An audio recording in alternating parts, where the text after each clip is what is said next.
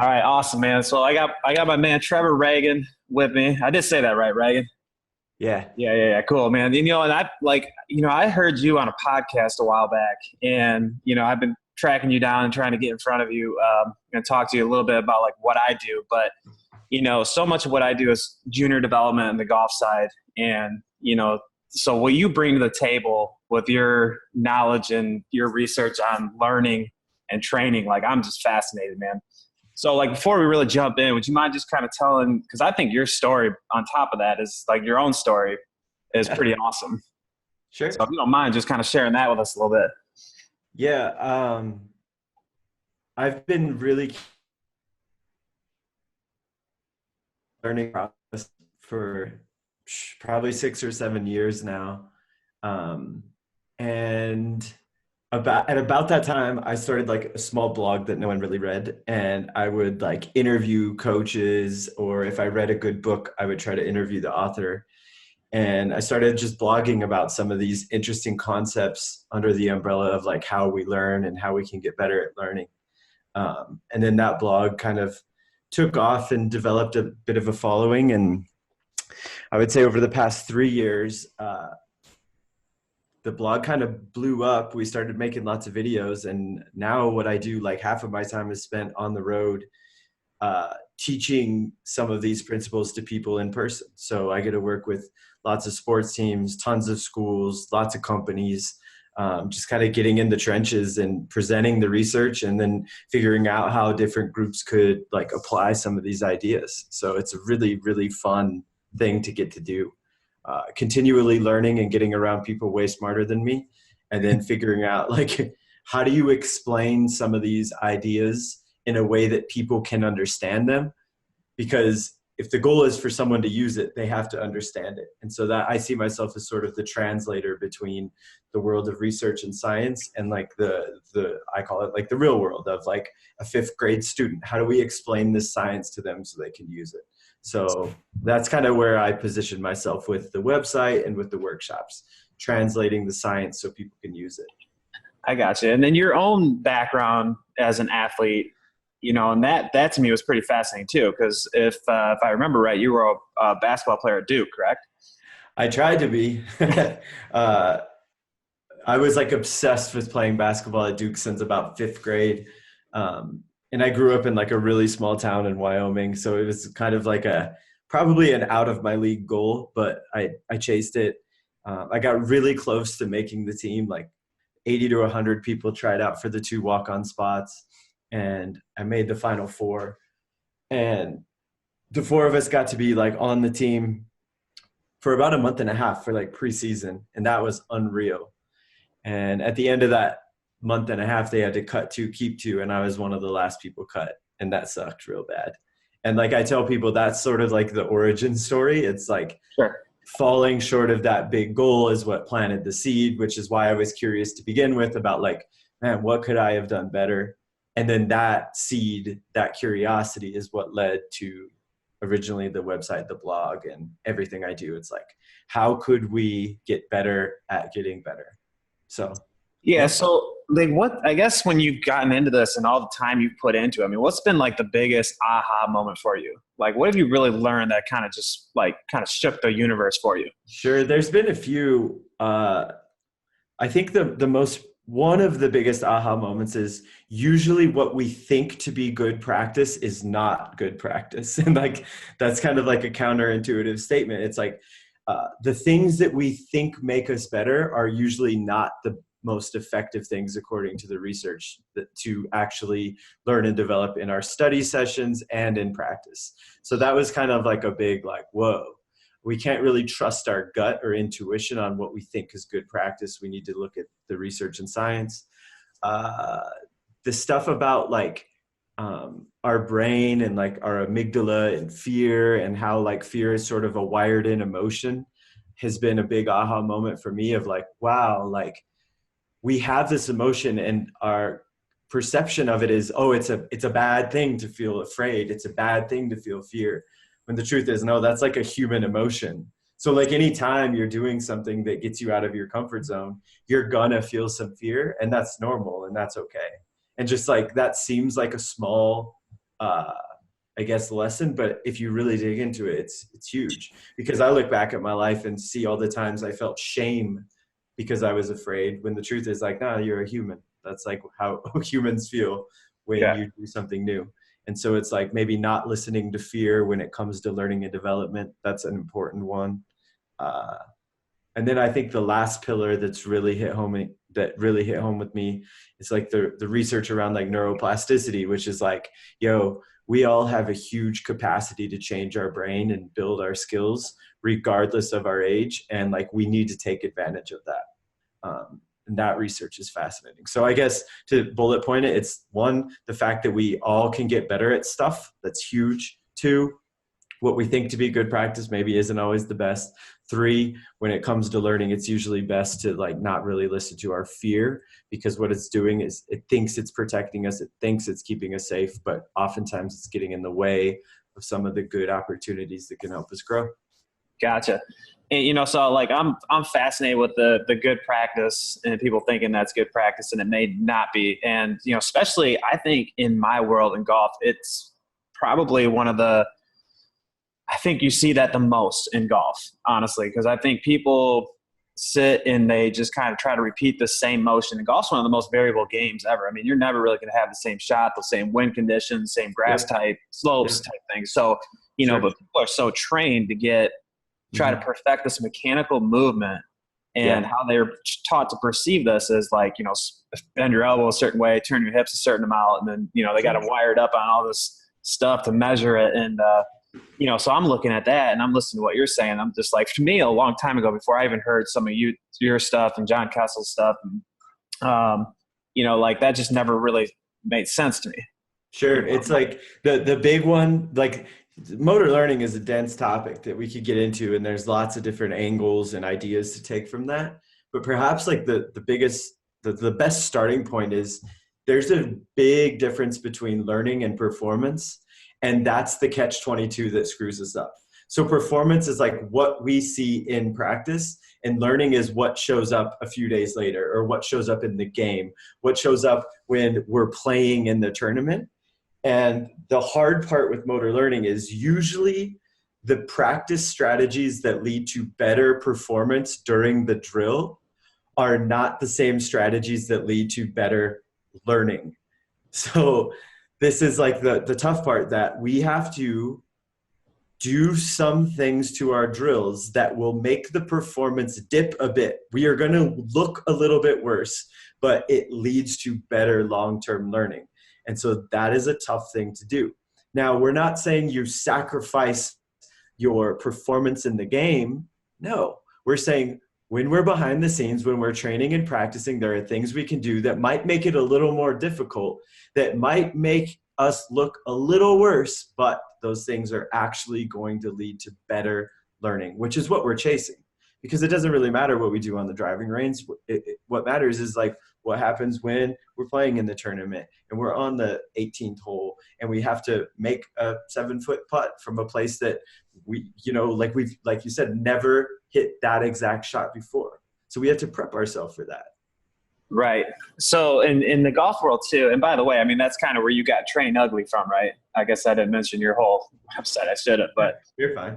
Yeah. So that's kind of your whole basis behind that, right? Is it's gotta be harder. It's gotta be to the point where you're going to make some mistakes and learn from that. Sure. And it's not the message isn't to be reckless. It's not to just like throw people into the fire and just like screw up a bunch.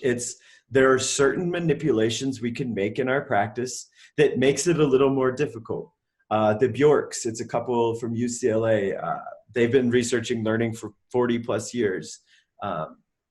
Robert Bjork and Elizabeth Bjork, they coined the term desirable difficulties, which is so important. It's like, here are some manipulations that will build some difficulty into our practice that leads to better learning. We're not just saying make it so hard we can't function. We're just saying there's some little things we could do. One example is like, say we're studying for a test. Most of the time we'll have like flashcards. And we motor through the flashcards, and after you do that a while, you know what's coming next. Well, they found that it's actually better to shuffle them every round. Now that's more difficult because I don't know what's coming next. that it's not going to be as easy to shuffle it every time, but I'm going to remember more that way.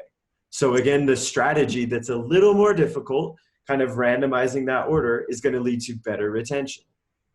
I'm going to maybe be a little more uncomfortable during the study session, but it'll help me. So one manipulation is to sort of randomize the reps. One manipulation is to space them out a little bit. The other is called like interleaving, where we're doing like a different skill every time. So there's the way I think about these manipulations is we're trying to get our brain out of autopilot. Autopilot is the enemy of real learning. So anytime we're just checking out and my brain's on autopilot, I'm getting these empty reps, it's actually not that valuable. So what we're trying to do with these manipulations is interrupt our, okay, I have to refocus every single rep. If that's the case, the reps are more valuable that way. It's not as comfortable. It's easier to go on autopilot. It feels better. And I'm not shaming anyone. Like, I like going on autopilot too. It's just the research says that's not the best approach if we're trying to really get better. So that old mantra of quality versus quantity, I mean, that really holds true, right? So like 45 minutes of really randomizing and being like really getting your mind thinking about this stuff is going to be better than, 2 hours or 3 hours of just pounding balls and stuff like that, right? Sure. It's like when I do presentations for motor learning, I've done quite a bit of work with the Cleveland Indians, the baseball team, and we went in on motor learning with them. The way I started off is like, here's my story of high school basketball. I was a really good high school basketball player. Again, I was in Wyoming, so it doesn't take much to be a good player there.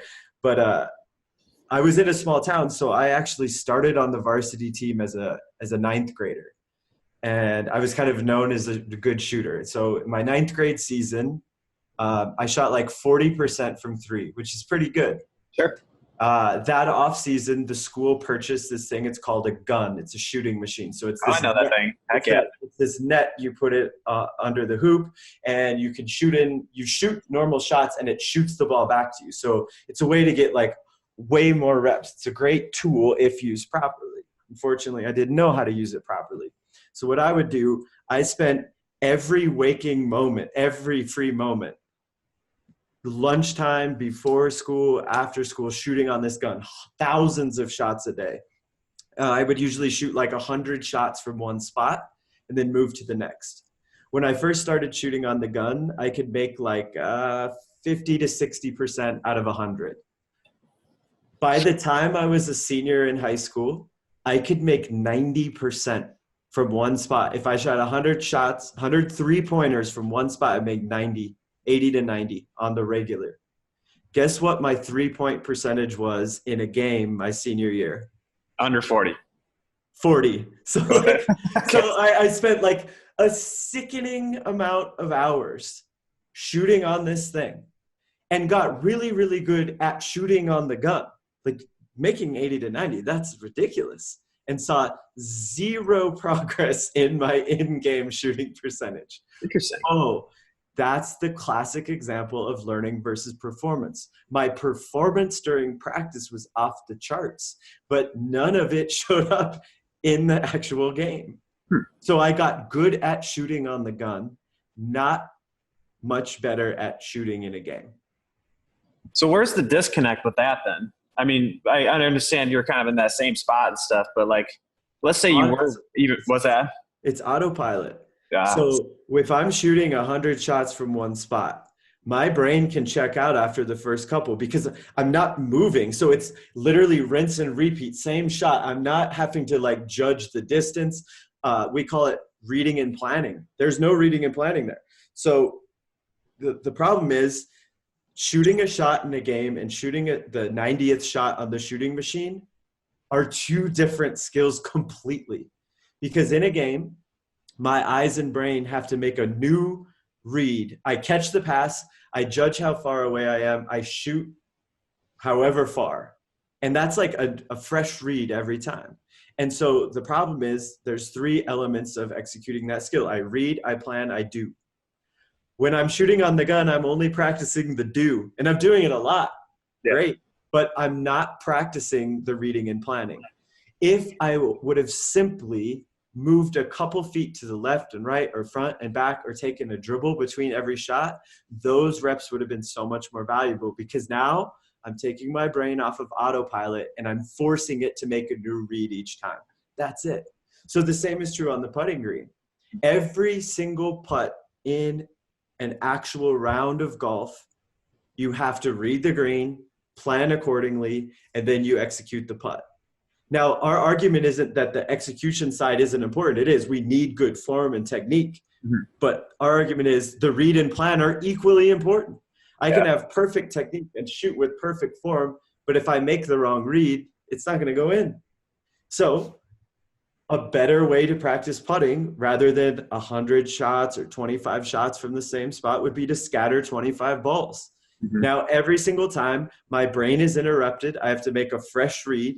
I'm still getting 25 controlled reps working and refining my technique, but I'm forcing my brain to make a new read every time. So like the funny thing is, it's like these small adjustments could make a big difference in our practice. Now, again, if I shoot 100 shots from one spot, I'm going to make way more than if I'm moving each time. So then it goes back to the decision. Is the goal to look good in practice, or to maybe look a little worse but actually get better? And it all kind of goes back to learning versus performance. Just so like, yeah, go ahead. I was just going to say, like, here's a question now that I got thinking about that. Now, like percentages, I go a lot off of percentages, and sometimes I just take it off of like what PGA Tour players would do to give kids an example of what the best in the world do. So like a 30-foot putt on the PGA Tour goes in like 20% of the time, if not less. Sure. So is it worth, even on randomized stuff, a kid practicing from that length? I think so. It's like the good thing with golf is, like for basketball, sometimes if I'm younger, shooting on a 10-foot rim with the big ball too far away, I have to like screw up my form to execute the skills. So there's a lot of research that might show that shooting on a lower rim with the lighter ball a little bit closer so I can refine my technique is better. Mm-hmm. In golf, it's like, look, shooting a 30-foot putt, I'm probably not really having to make a sacrifice with my technique to do it. So I don't see a problem with practicing it. Mm-hmm. Because the truth is, maybe we're not going to make them, but it's important to be good at putting from 30 feet away to get it close. Like it's lag putting, right? Like that's a valuable skill. So the goal isn't necessarily to drain these 30 footers. We're probably not going to do that. Even the pros don't. But the goal is I want to get really good at that feel and touch from that range, because probably as a youth golfer, that's probably the putt that I'm going to get quite a bit, because maybe my short game's not that accurate.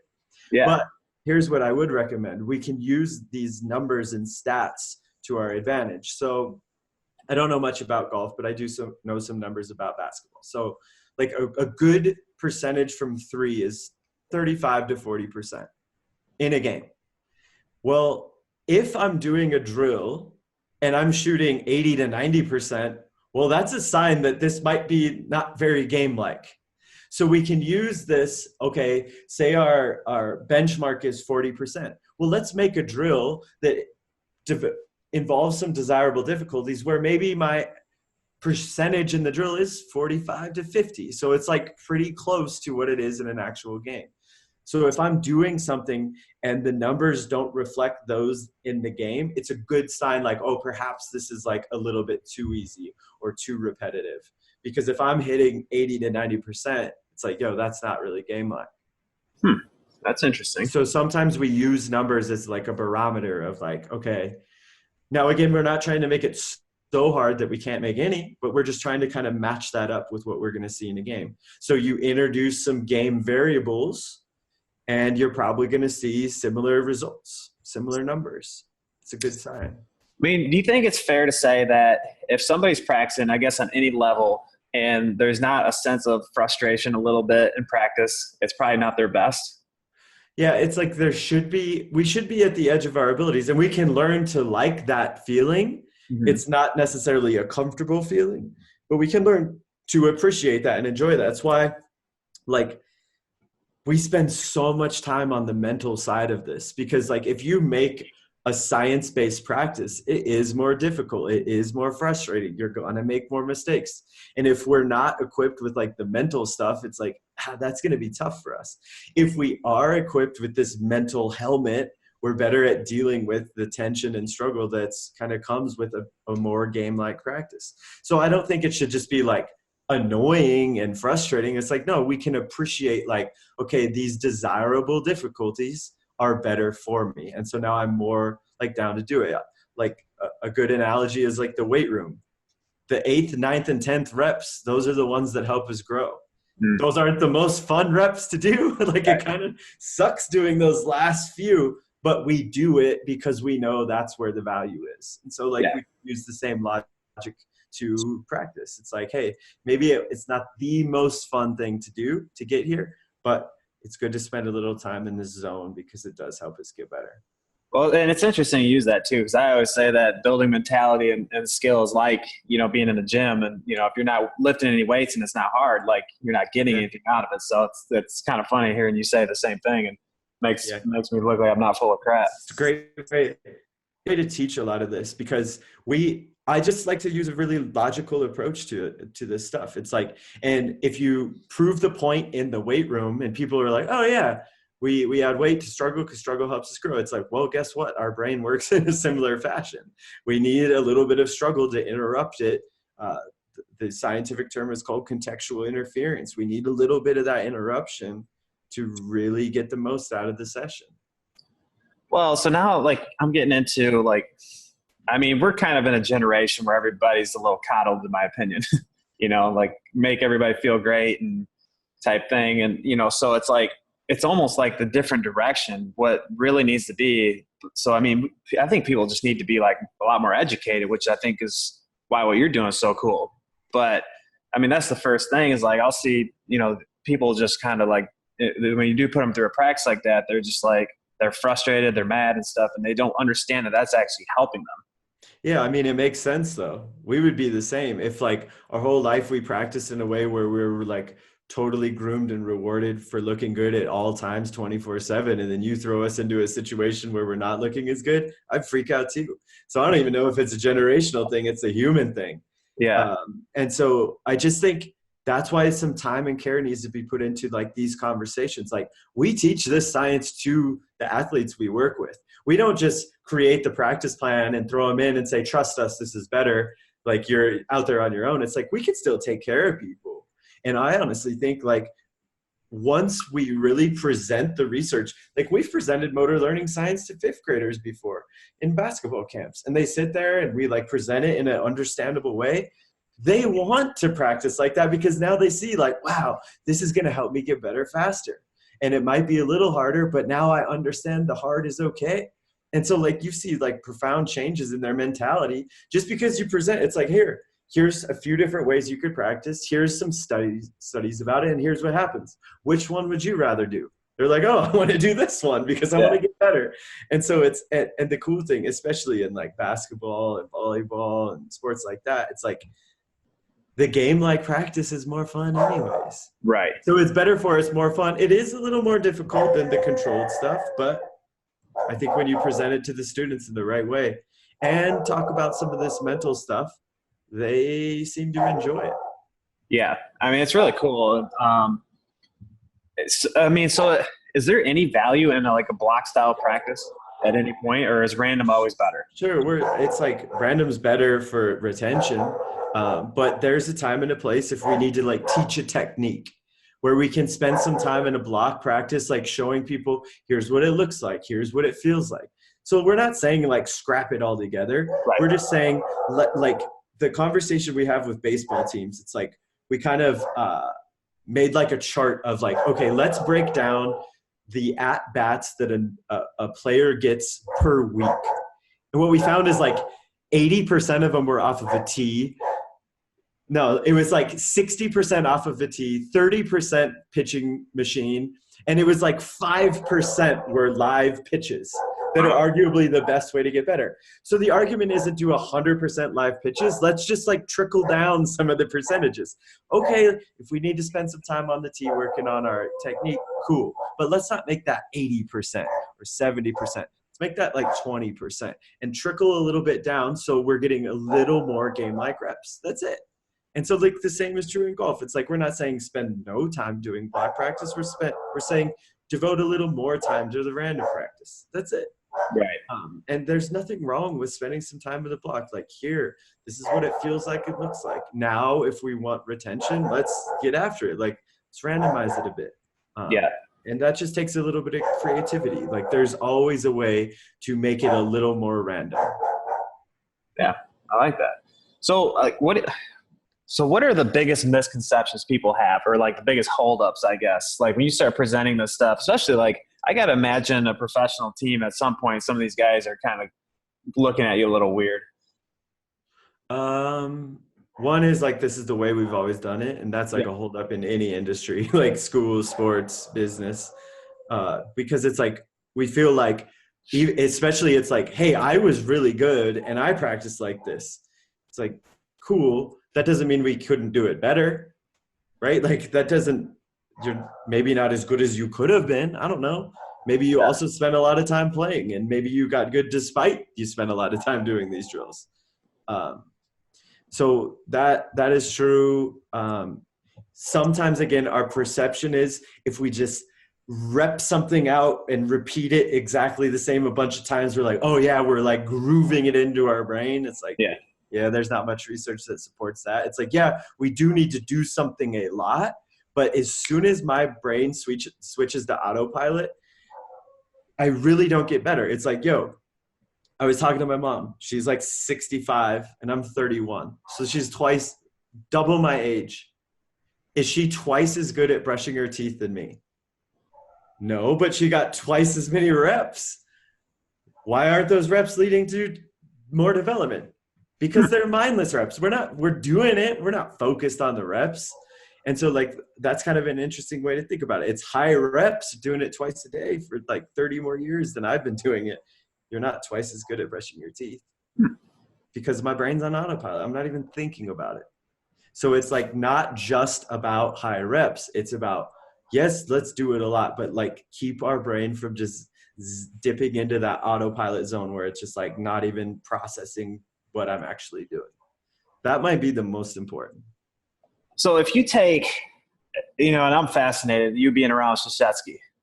Yeah. And like seeing, if you kind of go back and look at how he coaches, I mean, he's got to be kind of on par with what you're talking about. Not really. Really? And like I would say he's one of the best leaders I've ever seen. The way he treats people, the way he develops relationship, out of this world, incredible. I didn't see much of the motor learning science. I didn't even know what it was at the time, but I was around for off-season workouts and some stuff they did in practice. And I'll just be frank, it could be a lot better. It really could. Now, the thing is, it's like, I think the basketball world is kind of slow to adapt because they don't like really need to. The sports that are ahead of the curve right now are like volleyball, soccer is like kind of getting into this stuff, but volleyball is leading the way for sure because they have to adapt. They're trying to get better. Like there's such a huge crop of people that play basketball all the time that like the need to innovate isn't there. And think about if you're Coach K, it's like, yo, we're going to get a lot of top 20 recruits here. We're going to get some of the best players and they're going to come here, and maybe we don't have to spend so much time we don't have to outdevelop people. We need to spend our time developing relationships and figuring out how to help these players get along and get the most out of them. And they can win like that. They don't necessarily have to have the best science-based developmental practice. A lot of the players are there for a year or two. Now, I'm not saying they shouldn't. It would help a lot. But I am saying they can be super successful by developing great relationships, a great culture, and getting the most out of people and getting really, really good players to come play for them. Gotcha. So it's like, I just don't think we should be fooled by like the success of others. It's like, all we see is like, it's like Duke is super successful. That doesn't mean we should copy everything they do. They're doing some things really well. That doesn't mean they're perfect. It's like they could practice better. They really could. And I'm not like throwing shade at them. It's an incredible program. I learned more from him than almost anyone I've ever interacted with. Just saying there's some things that could be better. Sure. And that's true with any program. There's always things we could do a little bit better. Well, and that's why I seek people out like you and, do these interviews and stuff because I'm fascinated, especially on this side of it, because it's just not like in my industry that much. I mean, my industry goes way more to the technical side. And I Mhm. mean, I go to some coaching summits with some of the top golf instructors in the world, and I don't understand half the stuff they're talking about because they're talking biomechanics and Yeah. stuff like that. And it's just like, I mean, like you Tough. said, that's just not it, man. Yeah, it's But like the way I think about it is coaching is like a three-piece pie. So one is like the X's and O's, the technical side of things. The other piece of the pie I think is like the mental stuff. Mhm. And then the third piece is like the practice design and how you build a practice to get the most out of it. I think we've advanced so much on the technical side, the X's and O's and all of that. And that's excellent, good. But Sure. there's a lot of room to grow on the mental side and definitely a lot of room to grow on the practice design. The cool thing is the mental stuff, the practice design, those aren't sport specific. So you could learn a lot from Coach Kessel. I don't know anything about volleyball. He's like an expert in the volleyball world, but he's an expert in motor learning. And he taught me these things, and I can use those principles in basketball. You can use those principles in golf. Now, the tough part is just like you said, 90% of the clinics that you could go to are about the technical side. So it's like there's a lot of basketball clinics you go to, and you can listen to Coach K talk about how Duke presses. That's cool. But the truth is, maybe that's not the most valuable information because as a high school coach, I go back to my team. Just because I set up the press the same way they do, it doesn't mean it's going to work because guess what? I don't have a bunch of 6'8" super athletic players. So it's like Sure. my argument is maybe the X's and O's aren't as valuable. I'm not saying they're not important. They are. I'm just saying a little more. I would much rather talk and listen to Coach K about how he leads and develops relationships and like pushes players. Like maybe that would be a little more important. Yeah. Yeah. I mean, there's just what you're saying is there's more pillars to it, and Yeah. in my Yeah. industry, it's all technical. In my kind of the pillars I work on is, I got the technique side, but I always preach that technique and skill are pretty different, so I got technique and then skill, which in my world, I just say is ball control. Can you control the spin, the trajectory?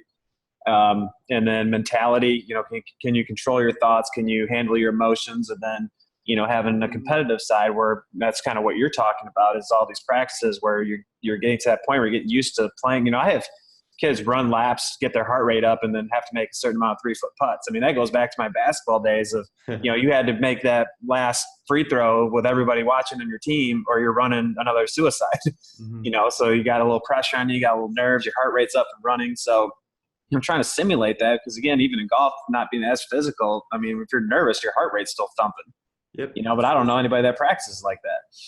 Yeah, there's a few people in the golf world that I think are doing some interesting things, but I haven't seen many. Yeah.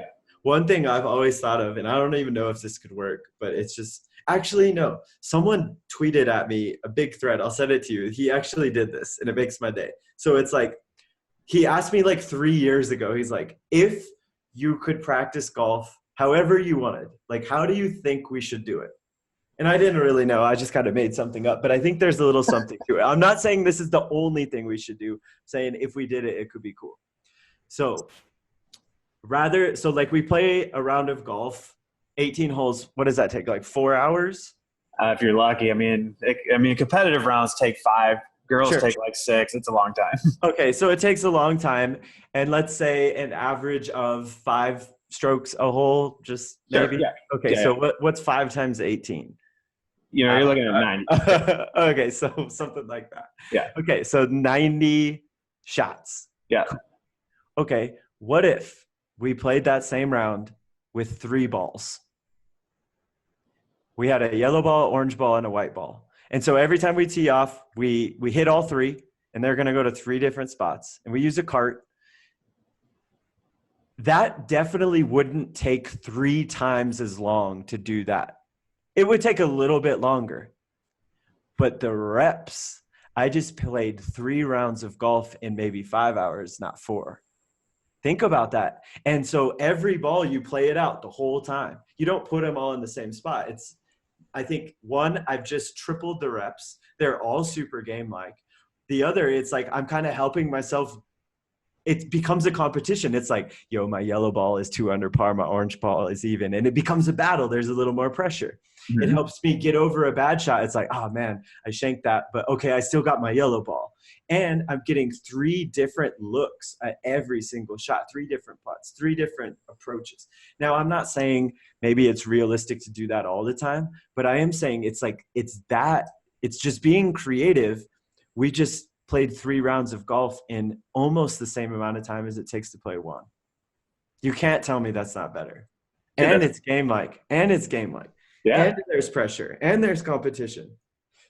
I love it. I don't know. I've never done it before, but it would be fun. I like just talking about it. I'm like, yo, that'd be really fun.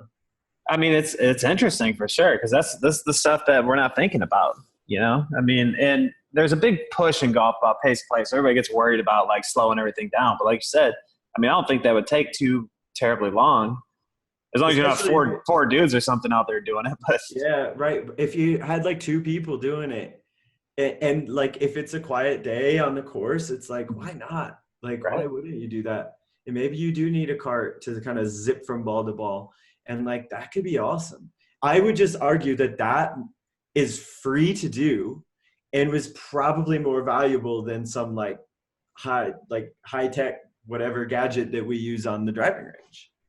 Not saying that's bad. I'm just saying it's free and it's probably better for us. No doubt, man. Like, so, I mean, I guess, and again, if you need to get cut off in time, man, I could talk your ears off. I got nothing to do. All right, man. So, like in junior camps and stuff like that, how do stations and type of that, like, how does that go in terms of learning? Like, is it good to do like groups and stations or like? It's fine. It's just within each one, we can just be smart about the reps. So like, look, even on the driving range, it's easy to make it a little more random. So the obvious one is change clubs between every shot. But you can also interrupt our brain out of autopilot by changing our stupid target. So rather than just ripping with my driver, it's like, I'm aiming at that tree with this drive. I'm going to try to hit a fade, whatever, bang. Okay, now I'm going to aim at this other tree and try to hit a draw. Boom, I'm still getting lots of reps.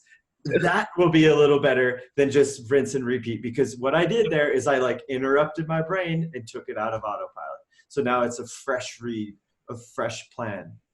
It is probably, you don't know much about golf, man. You got your terminology down, fades and draws. And hey, you're looking at the 3rd grade city champ of Casper, Wyoming right here. And then I retired from golf. I walked out on top. So age was another one I was going to ask. So I've heard many people talk about there's these hot spots where age, these kids learn and develop faster or whatever it is, or retain more. Is that there's truth to that, or is that just kind of like whatever? There is truth that there are phases where we learn certain things a little better, but that doesn't mean we can't learn things when we're not in those phases. Like, it's way easier for like a young kid to develop the skill of learning a language. They do it really well. They're like little sponges and their brain's kind of like designed to do it. Doesn't mean an adult can't learn a new language. It's going to take a little more time, but it can be done. And that goes back to neuroplasticity. It's like the research is clear on that. 40 years of research is clear. Our brains have the capacity to change from the start to the end. Now, it could be more difficult, but so many times we use age as a crutch. It's like, oh, I'm too old, can't learn new stuff. It's like, no. And like we have a great video where Michael Merzenich, he's the guy who discovered neuroplasticity. We have a couple clips where he's very frank. He's like, look, our brains have the capacity to get better at stuff regardless of age. We can get better at pretty much any skill too. We're not saying we're going to master everything, but we can all get better at stuff. And like, that's the truth. And that kind of goes into like the growth mindset stuff, but it's just like understanding like we can all build our skills. We're not all going to be the best, but we can get much better than we think. We have to stop letting these like boxes that we put ourselves in kind of rob us of the reps of actually trying to build the skill. Right. So, I heard you mention growth mindset, and that was definitely on my list of stuff I want to talk to you about. So like Carol Dweck, Dr. Carol Dweck, that book's become pretty wildly popular, mindset and talking about growth mindset and fixed mindset. So, And I know you've done some cool stuff with that too. I saw your videos and, so what's been your experience with that? And like, do you have any stories of how you kind of help somebody shift into that growth mindset and how that's valuable? I think growth mindset is so important, but it's actually like a lot of people are trying to make it out to be much more than it is. What it is a growth mindset is the belief I can grow, and a fixed mindset, the opposite, is the belief I can't really grow or don't really have to grow. It's like I can't really change my skills. So the argument is, it's like when I adopt more of a growth mindset, the belief I can grow, I learn better. Not because it's a magic pill. It's because if I believe I can grow, I'm more likely to do the things that help me grow. It's like literally that simple. And then the opposite is, if I don't believe I can grow, I'm probably not going to do the things that help me grow, which is why I don't learn stuff. So I tell people, it's like, that's why my grandma can't use a smartphone. She looks at this and goes, there's no way I could learn that. That's a fixed mindset. I can't learn that. With a fixed mindset, she's never touched one of these things, which is why she can't use it. She has a flip phone still. Now, if you think about it, millions of grandmas can use these things. And it wasn't because they were born with iPhone skill. And it wasn't because they were born with the iPhone gene. The only difference between the grandmas that know it and mine, it's stupid, but it's true. They tried.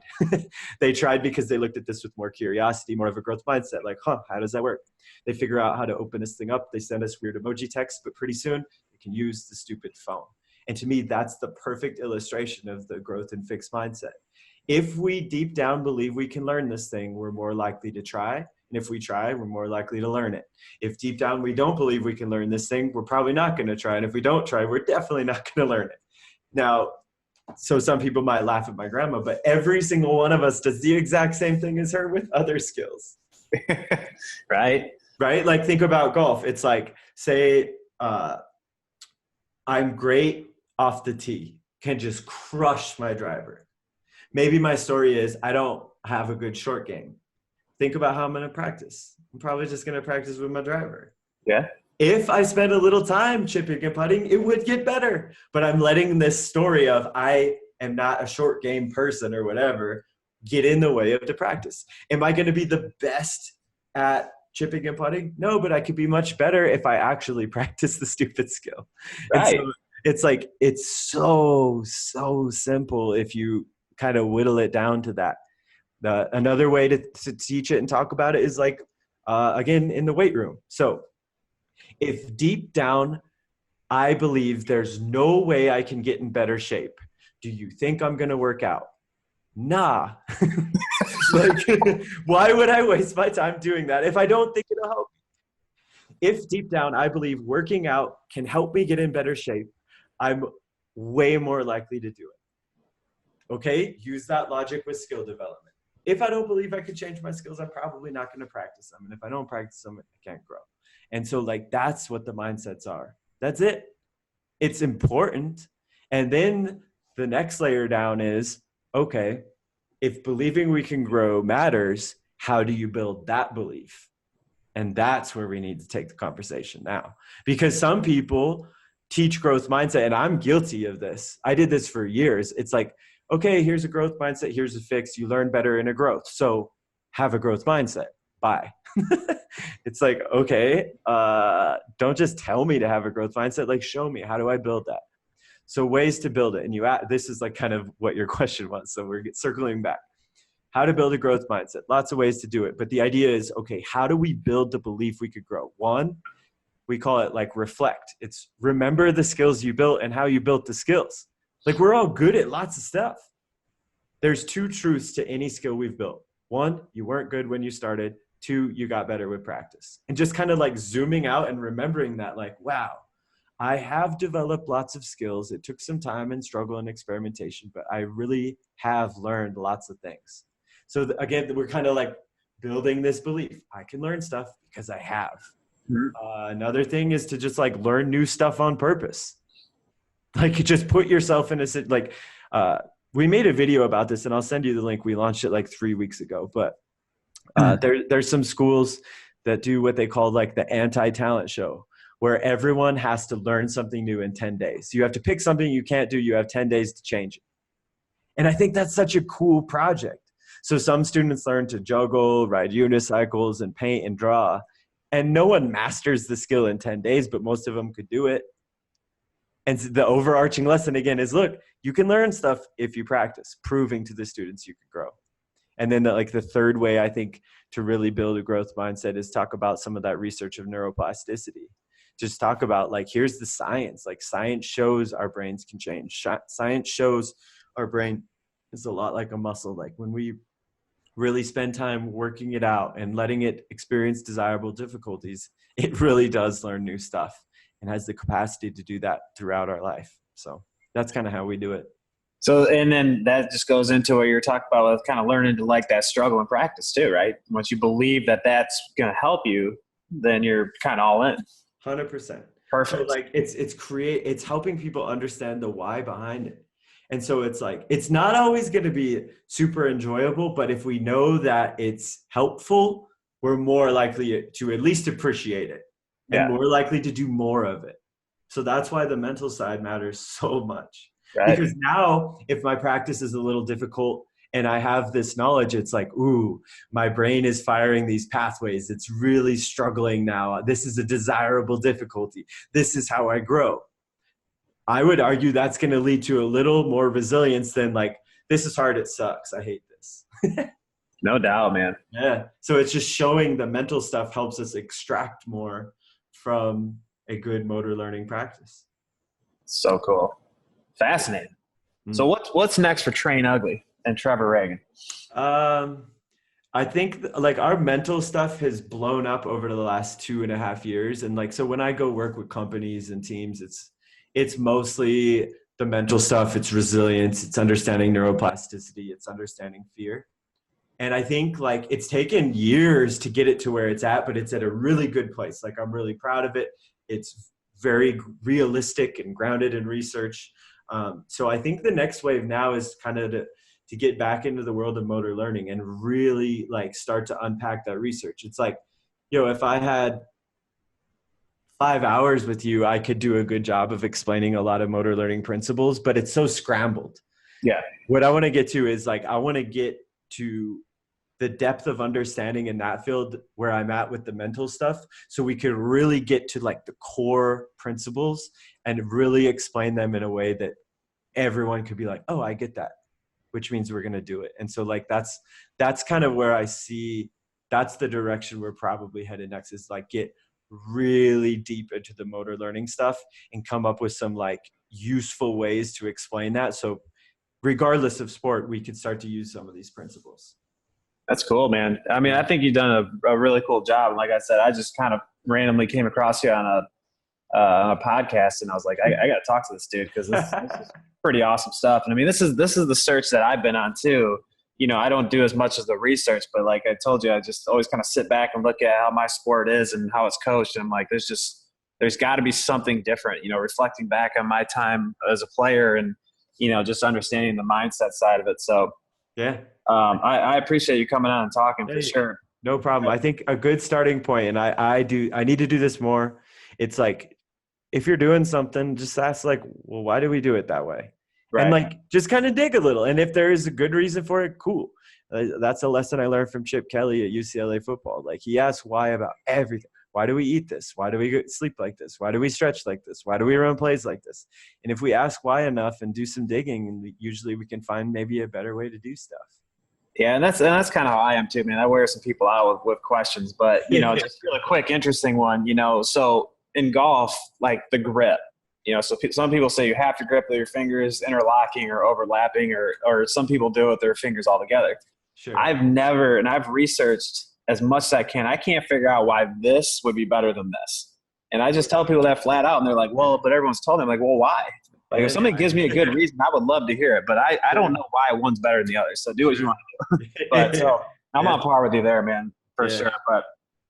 But again, man, I really appreciate your time. This is an awesome talk. I know I'm gonna go back and listen to a bunch because you said some. I'm trying to scramble and take notes over here, but fine, man.